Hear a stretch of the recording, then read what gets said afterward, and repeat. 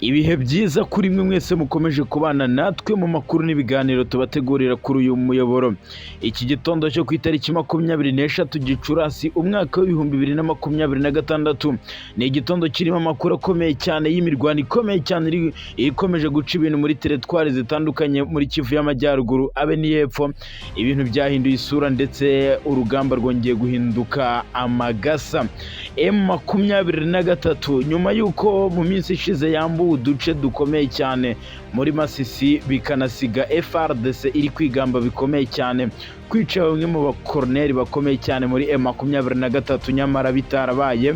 M23 yakuyeho amayobera yongera gufata agace ka Kinigi ndetse n'agace ka Kaniro, ikatse igisirikare cya leta ya Congo FARDC ndetse FARDC kugeza ubu agace iri kugenzura na agace ka Katoyi Centre.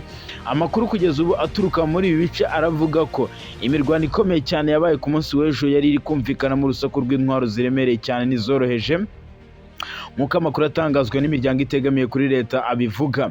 Kuri ubu ngubu amakuru atugeraho aravuga ko ku mugoroba ku itariki 22 Gicurasi 2026 aribwo abarwanyi ba M23 bagaragaye ahitwa Gasake, Kinigi ndetse FARDC ngo bari bakwiriye imishwaro nyuma y'uko M23 ibaguye gitumo.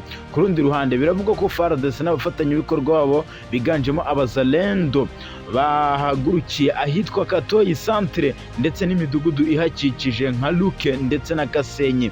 Amakuru kandi aravuga ko nyuma y'uko bahagurutse nyine bari bahafite ibirindiro nyine bahagurutse gusa ngo berekeje hafi ya Rubaya neza mu birometero bigera kuri 30 byonyine. Amakuru avuga ko imirwano iri kubera muri teritwari ya Masisi muri Kivu ya ruguru iri kugaragaza ubukana bukomeye cyane, kuko imirwano iri gusatira neza cyane ahitwa Cugi kuri axe ya Kinigi, ku musozi muremure wa Kinigi na Kavuta, aha ni muri groupement ya Kibabi, byibura ni mu birometero bigera kuri 30 uvuye muri Rubaya ugereranyije nyine. Kugeza ubu ngubu rero aha Rubaya ni imirwano ikomeye bisa nkaho iri kuhasakara, mu gihe kandi amakuru avuga ko imirwano iri no gusatira muri axe ya Kashovu ndetse na Mahija ndetse n'ahitwa Nzingati n'ahitwa Mayuwona. Nk'uko amakuru aturuka muri ibi bice bivuga rero ngo urugamba ntabwo rworoshye, ndaje byinjiremo nkubwire byinshi bikomeye cyane biri kubera ku kibuga cy'urugamba muri bino bice, dore ko no muri Kivu y'Amajyepfo naho urugamba rutoroshye cyane mu bice bya Gakenke. Imirwano yongeye kuhubura isaha ku isaha, turumva Maiti ariko abasirikare b'u Burundi bo bararashwe mu buryo bukomeye cyane. Guhera ku munsi w'ejo Maiti zigera ku 100 z'ingabo z'u Burundi nizo zari ziri kugaragara mu gace ka Gakenke, ndetse amakuru aranavuga ko nyuma y'uko abarundi batakaje ku bwinshi ngo bahise bagiye kohereza indi special force ikomeye cyane igiye guturuka Ibaraka kugira ngo baje gutanga imisadi ikomeye ku basirikare b'u Burundi basigaye muri bino bice byibuze ari bazima.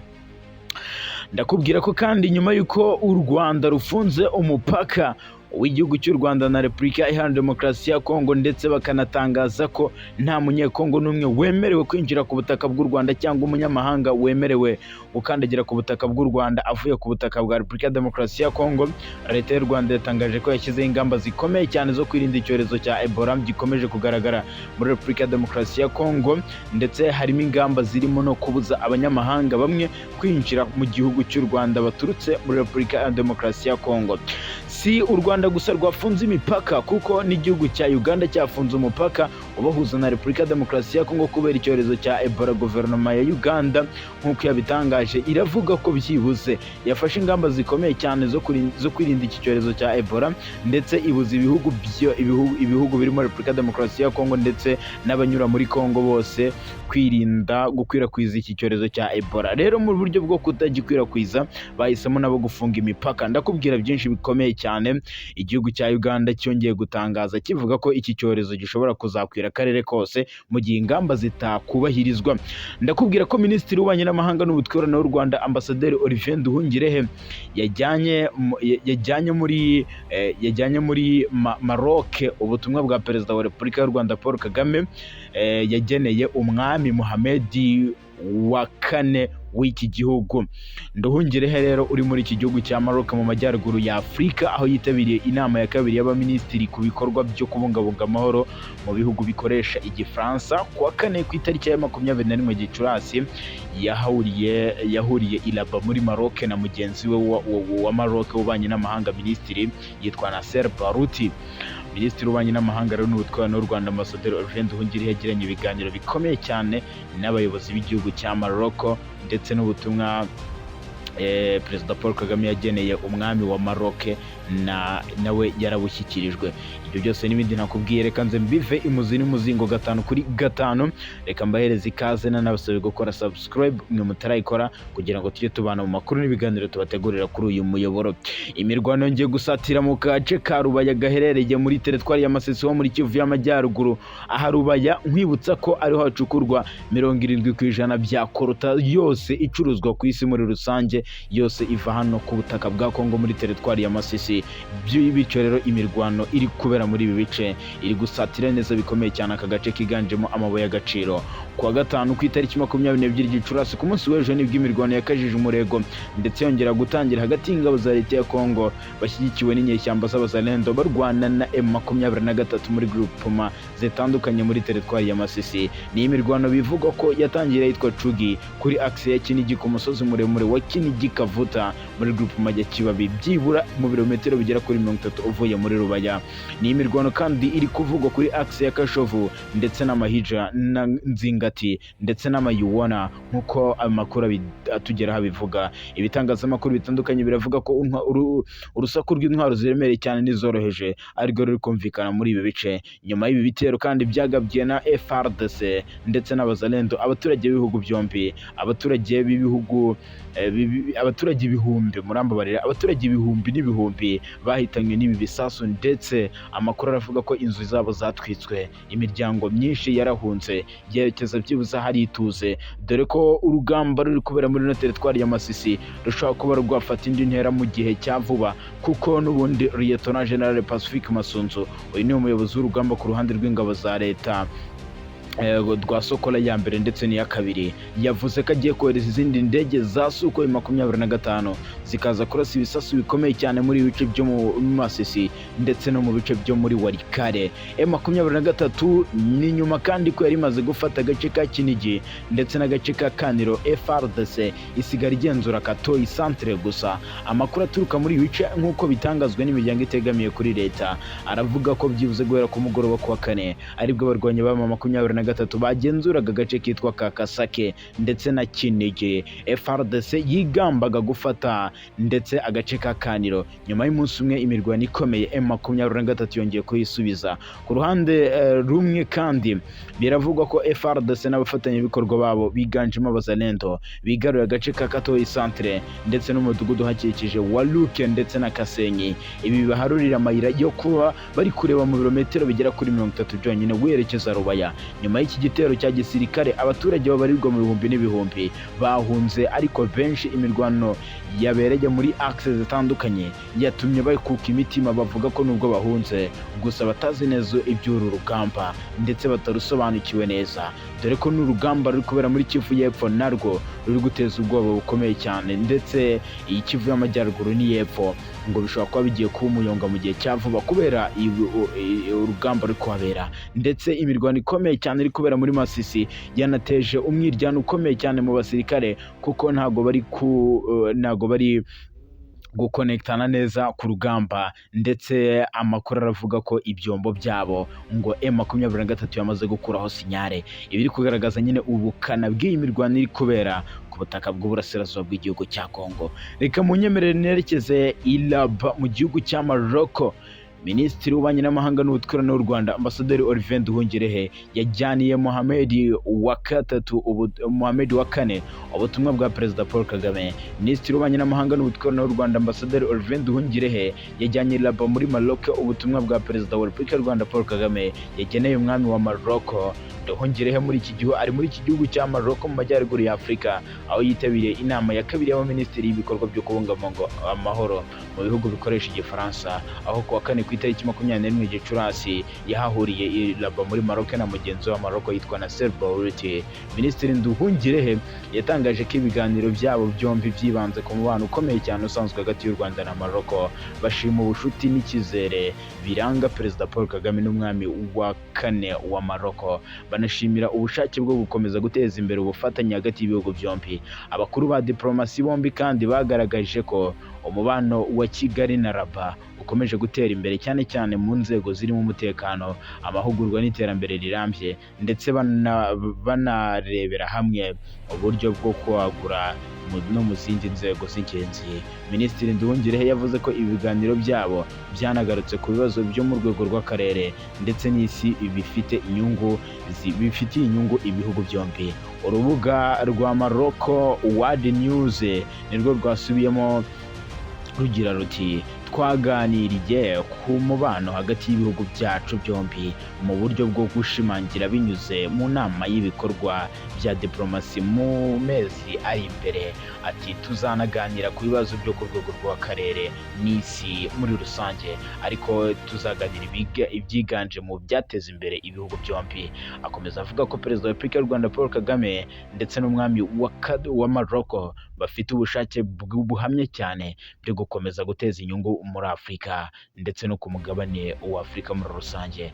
Maroc n'u Rwanda bisanzwe bifitanye umubano umaze imyaka myinshi gusa warushijeho gukomera nyuma y'uruzinduko rw'amateka umwami Mohamed wa Maroc yagiriye i Kigali muri 2016. Uruzinduko rwabaye intangiriro y'ubufatanye bwagutse hagati y'ibihugu byombi. Ibi byanakomeje kuba intandaro yo gukorana mu nzego zirimo ubuhinzi, ubucuruzi, diplomasi ndetse no gushakira hamwe ibisubizo by'ibibazo bya Afurika bibangamiye uyu mugabane. Perezida Paul Kagame nawe aheruka kugirira uruzinduko muri Maroc muri Kamena 2016, aho yaganiriye na Mohamed wa kane wa Maroc ndetse anamubwira amagambo akomeye cyane y'ubufatanye hagati y'ibihugu byombi, aho yanamuhaye umudari w'icyubahiro wo ku rwego rwo hejuru muri icyo gihugu uzwi nka Grand Collar of Winsam Al Mohamed. Kugeza ubu rero igihugu cy'u Rwanda na Maroc ni ibihugu bibanye neza by'ibishuti. U Rwanda kandi nkiri ku makuru afitanye ahuriye n'u Rwanda, u Rwanda rwamaze gutangaza ko rwamaze gufunga umupaka, ariko iyo si inkuru kuko u Rwanda rumaze iminsi rubitangaje, ariko rwasohoye irindi tangazo rikomeye ruvuga ko nta munyamahanga wemerewe kwinjira ku butaka bw'u Rwanda avuye ku butaka bwa Repubulika Demokarasi ya Kongo. Leta y'u Rwanda yatangaje ko yashyizeho ingamba zikomeye cyane zo kurinda icyorezo cya Ebola gikomeje kugaragara muri Repubulika ya Demokarasi ya Kongo, zirimo kubuza abanyamahanga bamwe kwinjira ku butaka bw'u Rwanda.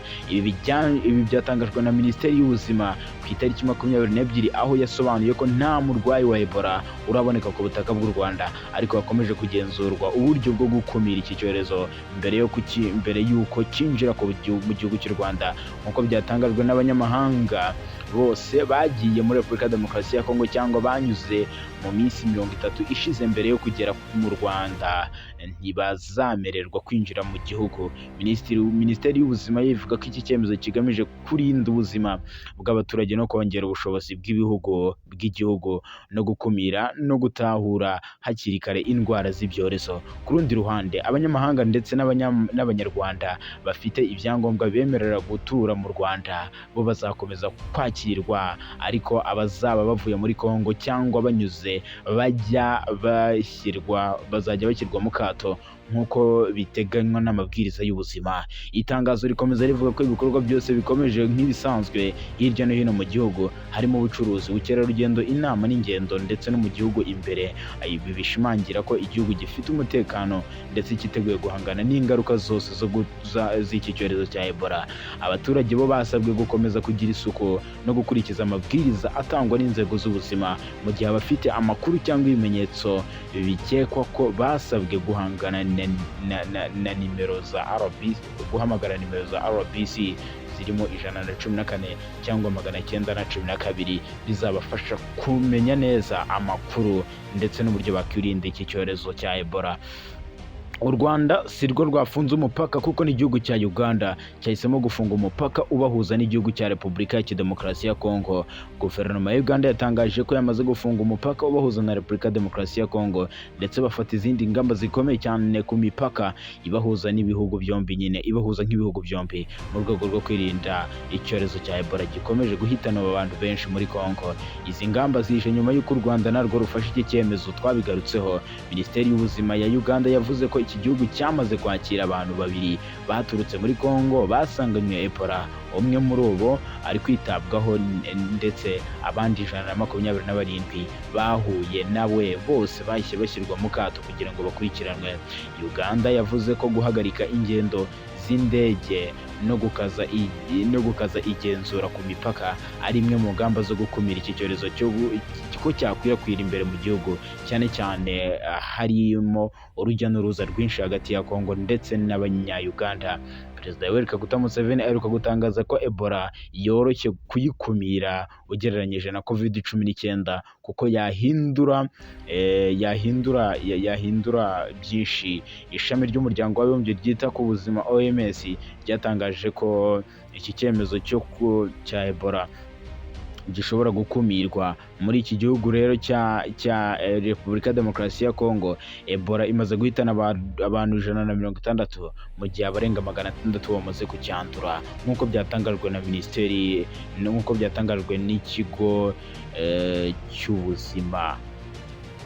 Komine Kavivira na komine Yiheda, komine Munimuna, sinzi ukuntu nabivuga, ariko ni komine 3. Ahitwa Mulongo rero hongeye kumvikana amasasu ubwo ko ari abazareno bakozanyagaho amakuru, akavuga ko aka kanya ibya Uvira biracyakomeje kurwana na Bwana Gitros, cyangwa se uko amakuru abigaragaza.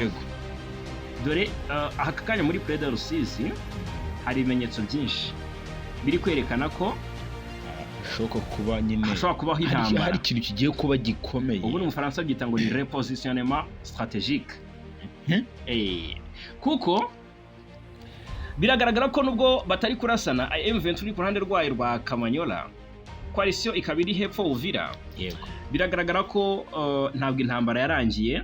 Biragaragara ko buri ruhande hari uburyo ruri gushaka gufata umwanya wo kwitegura neza, bukajya muri position iruha amahirwe yo gutsinda intambara muri ubu buryo. Bisobanuye ko nk'ubwo ngubwo abantu reka twitege ko intambara yakubura anytime. Niko kuri, kuko M23 Basange urabyiruka mu minsi ishize ikura ingabo nyine muri Sange mu birometero bike cyane guturuka Uvira, bagasubira inyuma. Byavugaga ko ngo bagiye kuzenguruka bakajya kunyura muri Poezero, akaba ariho binjirira aho kunyura Sange. Bahitamo gushinga ibirindiro bikomeye ahitwa Kalingi. Rero ibi byagaragazaga ko n'ubundi Kalingi Luvungi FARDC yego. Noneho urumva ko FARDC kwisubiza Sange, kisubiza Luvungi, kisubiza Kabunambo, igafata Bwegera, agace M23 yafashe M23 yafashe yishyutwuya ikaturekura igasubira Kamanyola. Ntabwo ari ikintu cyoroshye. Uyu muhanda ni route nationale nimero 5. Nkuko bigaragara ahangaha nawe zo muri abasesenguzi batavugaho rumwe, ariko ngo kuba M23 yarasigaye muri Kamanyola na za Katogota ntabwo ari ikintu gito. Buriya nabyo bifite icyo bisobanuye kuko harimo no kwirinda igitutu. Babyita ngo ni ibyo bice Kamanyola na Katogota according ukuntu biteye ku mirongo y'urugamba, babyita ngo ni verrou stratégique. Ni ahantu hashobora gufasha M23 mu buryo bwa stratégie, bikayifasha kugenzura Preda Rusizi itayirimo. N'iyi nzira nyine n'uyu muhanda uva Bukavu werekeza Uvira. Kuko M23 ishatse gukora advancing byakoroha cyane kuri biriya bice byose coalition yigaruriye. Urumva? Kuko Katogota kakanya ikifasha M23 nubwo atariho bashinze ibirindiro, gusa havugwa ko hari fence yabo barinda gusupplyinga, barinda icyo nakwita supply lines. Urumva? Z'umwanzi, ndetse bigasaba ko bikaborohera gukomeza kubona inzira iva mu misozi ya za Walungu na za Mwenga. Kandi wumvise uburyo naho ibisasu biri guturika.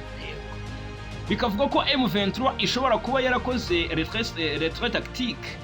Urumva? aho gukora defete militaire nk'uko abasesenguzi babivuga, ngo kuba ngo havugwa imbunda nini mu misozi ya hariya za Bugaramani hafi ya Kamanyola, bivuze ko impande zombi zitegura kongera kurwana niba ibiganiro bya politiki bigize gute binaniranye yego aho bikomeza yego. Noneho bikavuga ko ibyo bishobora gukurikiraho cyangwa se gishobora gukurikiraho imirwano ishobora kubura, hakongera kubaho imirwano ikomeye hano Kamanyola, ukumva ngo Katogota, Ruvungi, aha hose niho ni kuri front line kugeza ubu, ukumva ngo M23 advance yongeye kwisubiza iki ikuzo. Ariko ikindi kiri guhurizwaho n'abasesenguzi aka kanya ntago tubitindaho, Uvira iracyari mu kaga gakomeye nubwo atari aka hafi cyane, yego kuko FARDC yarayigaruriye Sange, Ruvungi ngo muri bino bice bya Uvira, ariko igihe cyose Kamanyola ikaba igifitwe na M23, menace kuri Uvira iracyashoboka, birashoboka cyane kuko Kamanyola ni hamwe mu hantu hakomeye hafite ijambo rikomeye cyane kuri iyi ntambara ishobora kubura muri Uvira n'ubundi. Ubwo rero abakunzi bacu batubaza bati ese Uvira ntabwo M23 iyemerewe, hari ababitubaza bati ese M23 ntabwo yemerewe gufata Uvira. Nyaboneka birashoboka, ariko harimo amayeri y'intambara hano, birashoboka ariko harimo amayeri y'intambara, niko twabyita cyangwa se niko twabivuga, kuko intambara ishobora kwimukira mu misozi nk'uko bigaragara, aho kwimukira aho gukomeza ibera mu mijyi, urumva aho kuba cyane rwose kuri uyu muhanda mukuru route nationale nimero 5, ko M23 ifite avantage mu duce tw'imisozi twa Kaziba, aha za Ruwinja n'aha za Mwenga. Aha Ruwinja ejo hiciwe abarundi benshi nyaboneka, n'aha muri axe za Mwenga. Ibyo rero ngo bishobora gutuma habaho attaque mobile, aho gufata imijyi gusa. Bishoboka ko M23 rero izi byirimo, abayikritika ko yarekuye ibice kandi yari yabifashe bigoye rwose, nibasubiza amererwa mu isaho hari impamvu y'umukuru. Jean Makenga yabwiye abahungu bati ngo tugaruke inyuma gatoya. Urabona ko biteye urushiro cyane, nawuze mbona uwo twandikiye atubaza afite impungenge zidasanzwe. Bimeze gute? Yego. Hanyuma reka tuve muri Kivu y'Amajyepfo tugaruke muri Kivu ya Ruguru. Babonye ko biragaragara ko intambara iraza kubica bicika. Intambara muri Masisi urugamba rwabaye amagasa. Nahoze mbona n'andi makuru avuga ko ikisangani ngo hagiye guturuka izindi ndege za Sukhoi zije kurasa hano Masisi. Ubwo ni ibitero bishya n'ubundi bigiye kuhubura, nyuma y'uko nyine ahitwa Kinigi ingabo za leta nabo bafatanyije bahafashe ndetse bagafata n'indi midugudu igera kuri 3, kandi iyi midugudu ihana imbibi n'agace ka Rubaya n'ubundi. Agace ka Rubaya murabyibuka ibyakabereyemo, ntabwo twabigarukaho, byanasize Colonel Wiringoma n'ubundi ahasize ubuzima. Mu gitondo cyo ku ya 21 bwana Kenamura narabikubwiraga, imirwano hagati ya FARDC nabo bafatanyije n'abarwanyi nyine b'abazalendo basubiranagamo. Rero bamaze gusubiranamo, sinzi uko byaje kugenda, bariyunga ngira ngo babonaga ko M23 nayo iri bugufi, bahita bongera bahuza imbaraga bahangana na M23. Ariko ibyo baboneye ahitwa Katoyi muri teritwari ya Masisi nabyo ntabwo byababereye byiza, kuko ku itariki 22 mu gitondo cyo kuri iyi tariki 22 ngo bongeye muri iki gicuku ngo bahuriye n'akaga gakomeye cyane ahitwa Kinigi, kuko abazalendo ngo bari muri axe zitandukanye n'ubundi byanasize M23 yongera gufata umuhanda munini ukomeye cyane wa Ngungu, ndetse n'ahitwa Chugi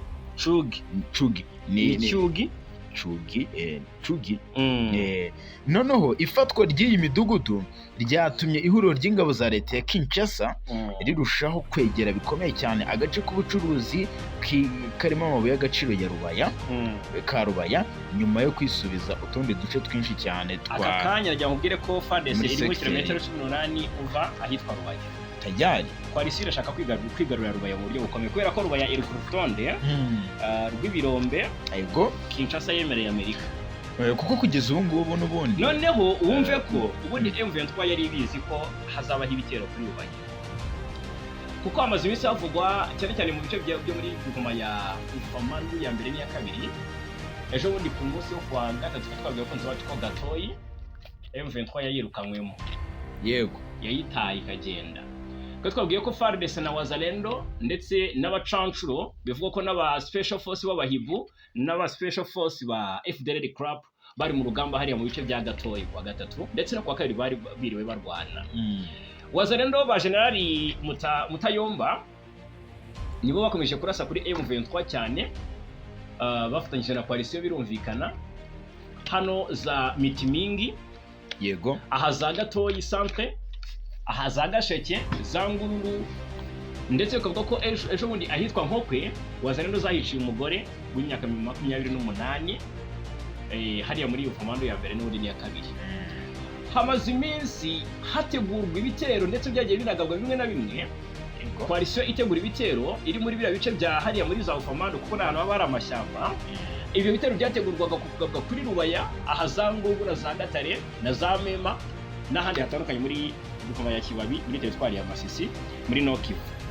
Bwana Nsanzimfura Jarimura aka kanya wambwiraga ko FARDC yigaruriye Kinigi rwose kugeza ubiri mu maboko ya FARDC. Agace ka Kinigi kari ahitwaga hariya za Gatoyi kafashwe na FARDC ndetse ni mu gitondo cyo ku munsi w'ejo nyine wa 4/21 nibwo urugamba rwo kwafata rwatangiye, nibwo byarangiye. Ariko byavuzwe ko ni urugamba M23 itigeze ikoresha imbaraga, kuko ngahanga M23 yamaze gusa nk'icika intege, iri kugerageza kurwana n'ubuzima, iri kurinda abaturage icyabahungabanya, kubera ko bari kurwanira ahantu hatari abaturage benshi hariya za Ruguru gato muri za Ufamandu. Ariko impamvu nyamukuru M23 iri kurwanira aho ngaho kure nuko iri kurinda ko ibitero byagira ingaruka ku baturage ba hariya za Rubaya hepfo gato. Kuko umvise nyuma y'uko Kinigi ifashwe, ingabo za leta ya Kongo n'abafatanyabikorwa bazo ngo bongeye gufata indi midugudu 3 ngo kandi begereye Rubaya. Yego, ni imidugudu yegereye Rubaya. Yego, aka gace gakomeye cyane. Biravugwa ko rwose Kinigi FARDC ifatanyije na Wazalendo nyine birukana M23 mu yindi midugudu nka Ngungu, Kawere na Cugi. Ariko ndakubwiza ukuri ko ubwo wari bwose muri Kivu y'Amajyepfo byatumye muri Kivu y'Amajyaruguru actually byatumye rero ko hari nandi makuru avuga ko aha Cugi M23 yabitahavuye. Iyi Cugi ikaba yasubiye mu biganza bya M23. Biranashoboka ko yaba ngitana havuye ahubwo kuko amakuru atugeraho birashoboka kuko amakuru atugeraho aratubwira ko iki gice cya Gacugi rwose uruhande rwa FARDC atari bo bagifite mu buryo nk'uko nyine bitangazwa. Yego, ariko ubwo wumve ko byahise birangira M23 ifashe izindi ngamba zikomeye. Wumve ko aho ngaho iri kurusha imbaraga dore uburyo yahise bitekereza cyangwa se bipanze. Hari abarwanyi ba M23 nyuma y'uko Kinigi ifashwe, urumva ko Rubayiregerejwe, irugarijwe cyane. Yego, iri mu maso abira. Biravugwa ko ahandi hose byarorera ariko hagiye kurindwa mu binabwiza. Rubayigiye kurindwa binabwiza. Bivuga ko M23 hari uduce yakuyemo abasirikare ibohereza, hari iri kugerageza uburyo yabohereza hariya muri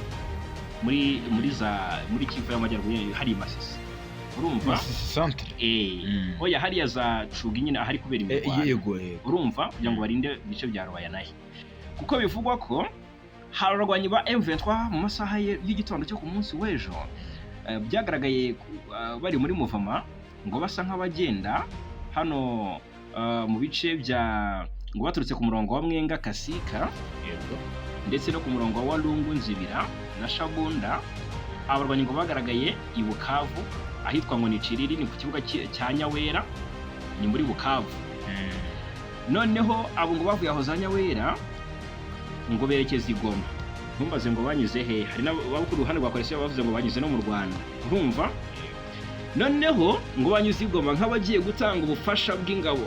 Bivuga ko ngo basabwe kujya gutanga support muri bice bya Masisi. Urumva? Bigaragara ko intambara yimukiye Masisi kandi igomba kuba ari injyanamo. Apati y'ibitero Coalition iri gukoresha mo intwaro ziremereye, hari na drone ziri kurasa kuri M23 muri Masisi. Yego, amakuru aravuga ko nyine arizo zituruka Kisangani nakubwiraga. Urumva ko bikomeye cyane. Hanyuma ku kijyanye n'amakuru ari kuvugwa ku cyorezo cya Ebola, itangazo ryashyizwe hanze n'ubuyobozi bwa AFC M23. M23 yamenyesha abaturage ko mu rwego rwo gukurikirana icyorezo kiri gukekwaho hafashwe ibipimo birenga 200 bigezweho by'abakekwaho Ebola mu duce bafashe kandi ngo byoherejwe muri INRB ni Goma kugira ngo bipimwe. Kugeza ubu ibipimo biracyahagaze neza muri rusange, aho hamaze kwemezwa umuntu umwe gusa wanduye virusi ya Ebola mu mujyi wa Goma. Uwo muntu ari kwitabwaho kandi ngo yashyizwe mu kato ndetse bari no gukurikiranwa bya hafi n'inzego z'ubuzima zibishinzwe. Ubwo ngo abantu bose bahuye n'uwo murwayi bamaze kumenyekana kandi bashyizwe mu kato hakurikijwe amabwiriza y'ubuzima asanzweho. Ariko kandi ibisubizo by'ibipimo byo ku ya 20 Gicurasi byemeje undi muntu mushya wanduye, aho icyerekezo cyangwa se icyitegererezo ngo cyafatiwe i Bukavu, mu gihe mu gace k'ubuzima ka Miti Muresa muri teritwari ya Kabare ni ku muntu wari uturutse Ikisangani mu ntara ya Copo. Uwo muntu ni umuturage w'imyaka 28 y'amavuko yitabye Imana mbere y'uko ibisubizo byemeza indwara bisohoka. Yahise yicwa na Ebola. Ni ukuvuga ngo Ebola imaze kwica umuntu hariya mu bice bya Bukavu, bivuga ko yaraturutse mu bice bya Kicanga.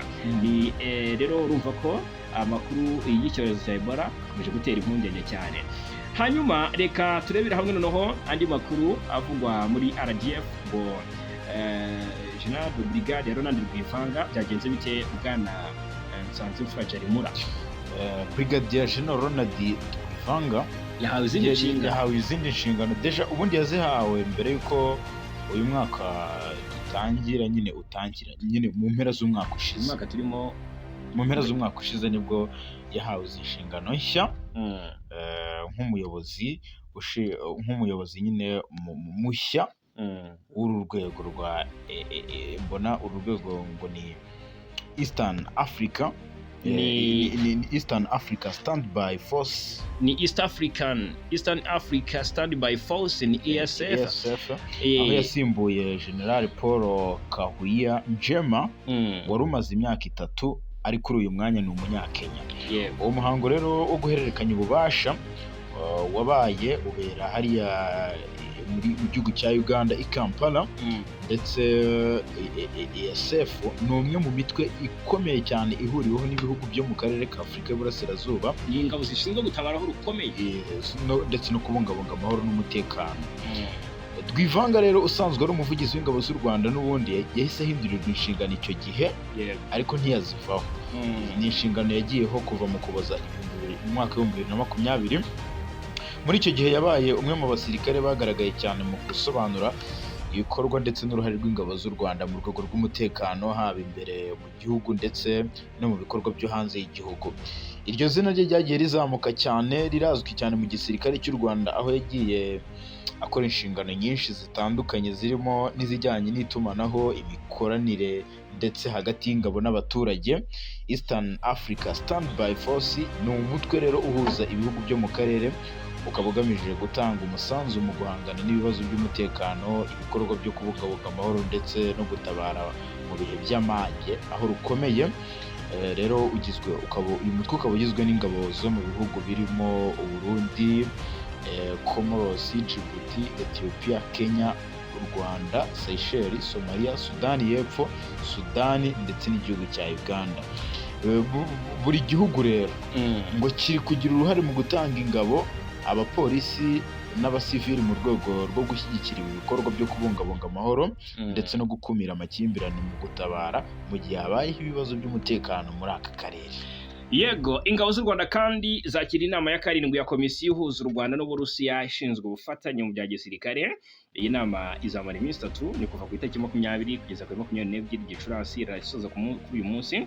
Inama ngarukamwaka ni urubuga rero ngo rwo gusuzumiraho aho ubufatanye mu bya gisirikare hagati y'u Rwanda n'Uburusiya bugeze, ndetse no kurebera hamwe indi mikoranire mishya y'ubufatanye. Iyi nama yobona General de Brigade General Patrick Karuretwa umuyobozi mukuru ushinzwe ubufatanye mpuzamahanga bwa gisirikare muri Minisiteri y'Ingabo, hamwe na Bwana Anatoly Ponchuk, umuyobozi wungirije w'urwego rwa leta y'Uburusiya rushinzwe ubufatanye bwa gisirikare. Intumwa z'Uburusiya zitabiriye iyi nama zanaganiriye cyangwa se zigirana ikiganiro na Minisitiri w'Ingabo Juvenal Marizamunda hamwe n'umugaba mukuru w'ingabo z'u Rwanda General Mubaraka Muganga, kibanze cyane ku kurebera hamwe ibyihutirwa byakorwa mu bufatanye mu bya gisirikare. Yes, hanyuma muri Mozambique imeze bite? Muri Mozambique nuko Minisitiri w'Ingabo za Mozambique yasuye inzego z'umutekano z'u Rwanda muri Cabo Delgado, yitwa Christophe Arthur Kiume yasuye inzego z'umutekano z'u Rwanda RSF ziri muri Cabo Delgado ahitwa Machomba mu ntara ya Cabo Delgado mu bikorwa byo kubungabunga amahoro n'umutekano. Yari aherekejwe n'umuyobozi wungirije w'ingabo za Mozambique zirwanira ku butaka FADEMA yitwa Brigadier General Thomas Franco João Mponya ndetse n'abandi bofisiye bakuru. Minisitiri w'Ingabo n'itsinda yari ayoboye bakiriwe ku cyicaro gikuru cya RSF n'umuyobozi w'inzego z'umutekano z'u Rwanda ziri muri Cabo Delgado, Brigadier General Mujuni, yego, hamwe n'abandi bayobozi bakuru mbona bari, ariko uyu Mujuni, General Mujuni kabisa yagaragarije Minisitiri w'Ingabo ishusho y'umutekano ndetse n'uko ibikorwa byo kugarura umutekano mu ntara ya Cabo Delgado bihagaze. Hanyuma Minisitiri Chume yahise ashima cyane inzego z'umutekano z'u Rwanda ku ruhare rukomeye zagize mu kurwanya iterabwoba mu majyaruguru ya Mozambique, cyane cyane mu ntara ya Cabo Delgado. Yanashimangiye ubushake bwa guverinoma ya Mozambique bwo gukomeza gushimangira ubucuti n'ubufatanye bumaze igihe hagati ya Mozambique n'u Rwanda. Barizwa muri Nyakanga umwaka wa 2021 nibwo u Rwanda rwoheje abasirikare n'abapolisi muri Cabo Delgado. Mu gihe gito birukana abarwanyi b'umutwe w'iterabwoba Ansar al-Sunna mu birindiro bari bamaze imyaka 4 bahashinze. Nyuma yo gukura abarwanyi b'uyu mutwe mu birindiro bihoraho bari bafite muri iyi ntara, hakurikiyeho ibikorwa bihuriweho byo kubahiga mu mashyamba bahungiyemo. U Rwanda kandi runatoza abasirikare ba Mozambique kugira ngo bazashobore kwirinda umutekano mu bihe bizaza. N'amakuru aje akurikira aya amaze iminsi avuga, murabizi ko European Union yari yatangaje ko ingabo z'u Rwanda zigomba kuva muri Mozambique, ko nta bindi nkunga cyangwa se nta yindi support zongera kuzihabwa. Ariko byarangiye Mozambique ivuze iti niba koko mutazigera mukomeza gutanga ayo mafaranga tuzirya twimare tuyabone. Ubu rero u Rwanda ruracyafite igihe mu kurinda umutekano hariya muri Cabo Delgado. Yego, hakurya y'inyanja ngari, hakurya y'amazi magari, Iran yongeye gutanga umuburo ukomeye cyane ku gihugu cya Leta Zunze Ubumwe za Amerika gikomeje kotsa igitutu iki gihugu cy'igihangange mu gukora intwaro za nucleaire ku isi, ndetse ngo hashobora kuba bagiye kuba ibitero bishya bidasanzwe bishobora no kurenga uburasirazuba bwo hagati. Ejo ni kuwa gatatu Trump yaravuze ati twari twateguye igitero cyo kugaba kuri Iran karahabutaka, ariko tuza kubireka kubera sinzi impamvu yatangaje, ariko Iran yahise ivuga iti mwebwe murabizi ko mwamenye neza ko muri burihure n'ingaruka zikomeye z'ibyo bitero, murangije mugira gute murabikora murengaho. Oya, ngo niyo mpamvu nyine Trump yasubitse ibiti ko n'ibitero biko byasubitswe kandi haburaga isango bitangizwe bigabwe. Iran ikavuga iti ntabwo ari indi mpamvu yindi y'impuhwe, ahubwo batinye ko tubamerera nabi. Ubwo rero igisirikare cya Iran nicyo cyavuze ko ngo kizafungura ipaji nshya y'urugamba, kigafata intambara kikayagura mu buryo bukomeye cyane. Leta Zunze Ubumwe za Amerika ngo na Israel zatangiza ibitero bishya, ngo ni nyuma y'uko haketswe umugambi w'ibindi bitero simusiga kuri Iran biri gutegurwa. Rero ubuyobozi bw'ikigo gishya cya Iran cyo ku kigobe cya Parse cyashyizweho guhera kuwa gatatu, yego, cyatangaje ko icyo cyise nyine cyitwa Controlled Maritime Zone ku muhoro wa Hormuz. Aya mabwiriza rero y'iki kigo gishya cya Iran agena ko amato yose yifuza gutambuka ashyiraho